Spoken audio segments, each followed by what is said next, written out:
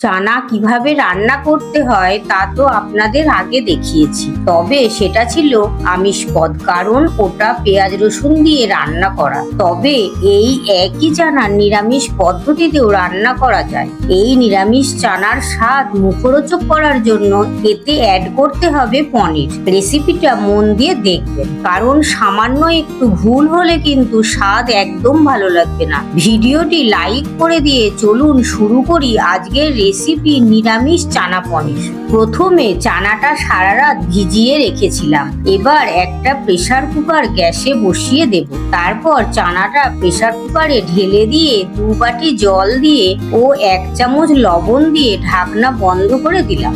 আর 6 থেকে 7টা সিটি পড়া পর্যন্ত অপেক্ষা করব। এদিকে চানা পনিরের জন্য একটা মশলা রেডি করব। তার জন্য একটা মিক্সিতে 13 থেকে 14টা কাজু ও 1 মুঠো চারমগজ আরো একটু জল দিয়ে একটা পেস্ট করে নিলাম।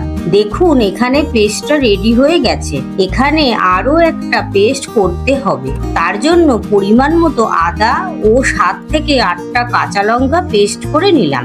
এবার আমি পনিরগুলো কেটে নেব। এখানে আমি 200 গ্রাম পনির নিয়েছি। পনিরগুলো ছোট ছোট পিস করে কেটে নেব। এদিকে চানাটা খুব সুন্দর নরম হয়ে গিয়েছে। তারপর গ্যাসে একটা কড়াই বসিয়ে দিলাম। এবার পরিমাণ মতো সাদা তেল দিলাম। আপনারা চাইলে সরিষার তেল দিয়ে রান্নাটা করতে পারেন। এবার তেল গরম হলে দিয়ে দিলাম 3টে শুকনো লঙ্কা, 2টো তেজপাতা, 3 থেকে 4টে এলাচ ও 2 টুকরো দারচিনি, আর দিলাম আদা কাঁচা লঙ্কার পেস্ট আর 1 চামচ লবণ দিয়ে কিছুক্ষণ নাড়াচাড়া করে 1/2 চামচ হলুদ গুঁড়ো, 1/2 চামচ জিরে গুঁড়ো, 1/2 চামচ কাশ্মীরি লঙ্কার গুঁড়ো কালারের জন্য দিলাম, আর 1/2 চামচ ঝাল লঙ্কার গুঁড়ো দিয়ে একটু নাড়াচাড়া করে 1 চামচ চিনি ও কাজু চারমগজের পেস্ট দিয়ে 2 মিনিট নাড়াচাড়া করে মশলার বাটি ধোয়া জল দিয়ে ভালো করে কষিয়ে নিয়ে আগে থেকে সেদ্ধ করে রাখা চানা ঢেলে দিলাম।